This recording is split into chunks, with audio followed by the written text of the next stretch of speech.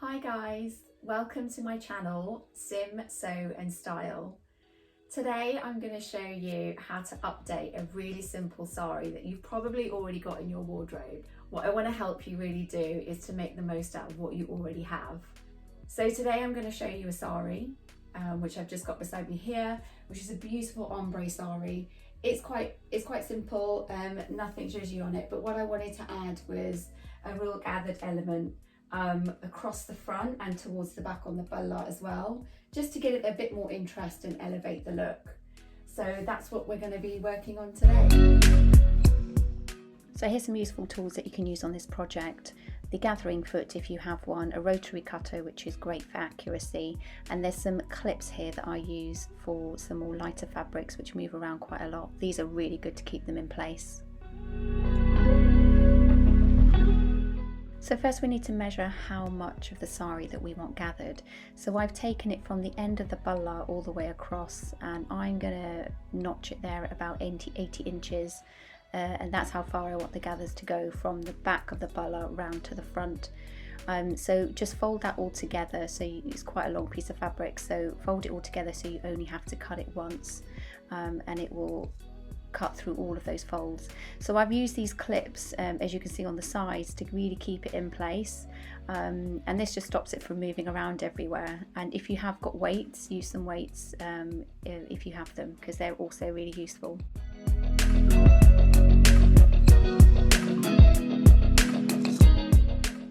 Now we need to measure how deep we want each of the gathers to be. So the strip itself, I'm going to do at 9 inches. So it's quite a wide gather strip that I'm after. So I'm going to cut 2 of these. So I've notched it at 18 inches and then at 9 inches. Mark that all the way across, and that will give you your 2 strips. Now the reason why we're doing 2 is because obviously if that gets gathered, you need more fabric to cover the pieces that you've the piece that you've cut out. So on the overlocker machine we'll probably set this to between 1.5 to 2 times as many of the gathers, and I'll show you that a little bit later on.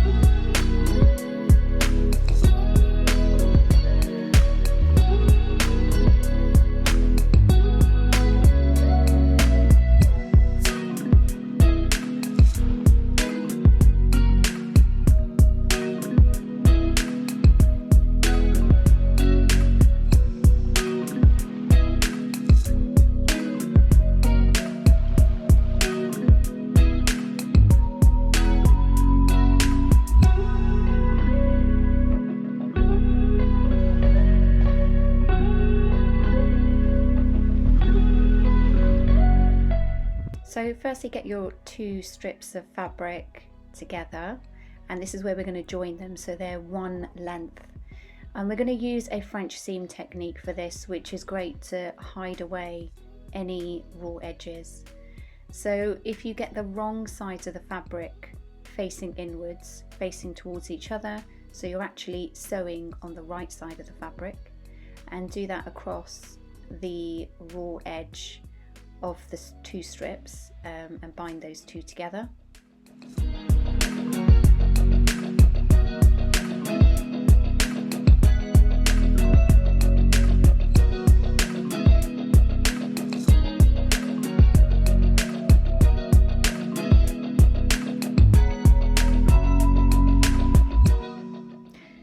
Now we're just going to trim the excess fabric, but be careful not to cut into the seam or too close to it, because what we want to do then is to turn it inside out and run a stitch all the way across.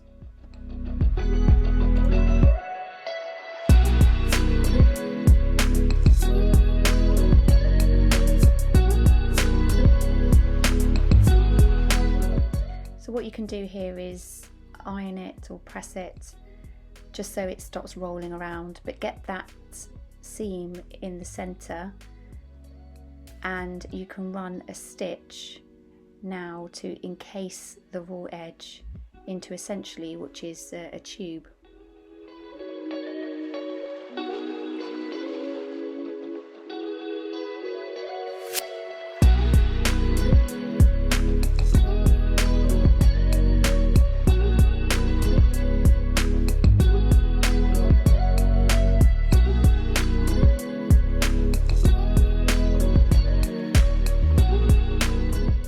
And that's it, you'll have no raw edges on either side. One will be flush and the other side will have the hem. You can sew that down if you wanted to, or just give it an iron to keep it in place. The next technique that you really want to be doing is a rolled hem. So fold this over twice and just run a stitch all the way across to get rid of the raw edge, which will be at the end of your gather, and the other side will be gathered on the overlocker machine.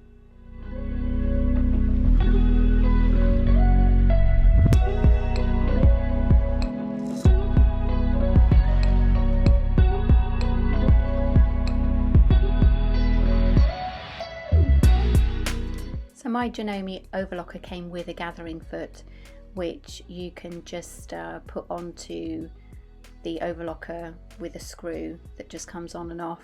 So it's quite easy to attach.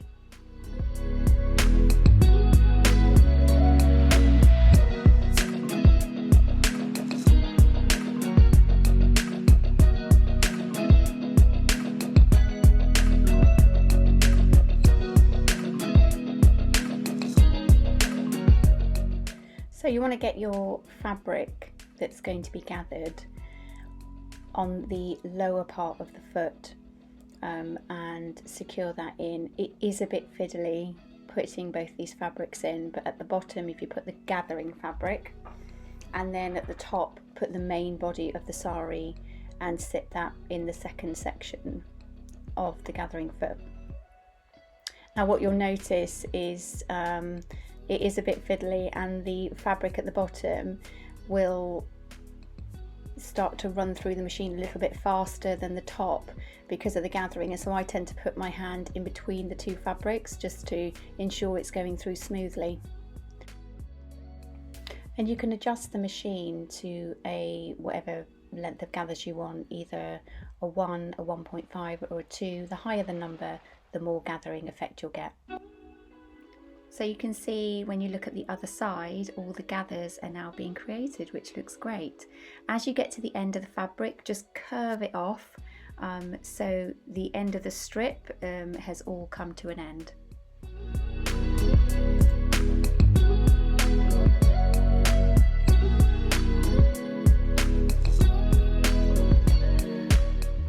So you can see here you get a really nice finish, a gathering on one side, and it's all flush and plain on the other side, but a really nice finish at the back with the overlocker.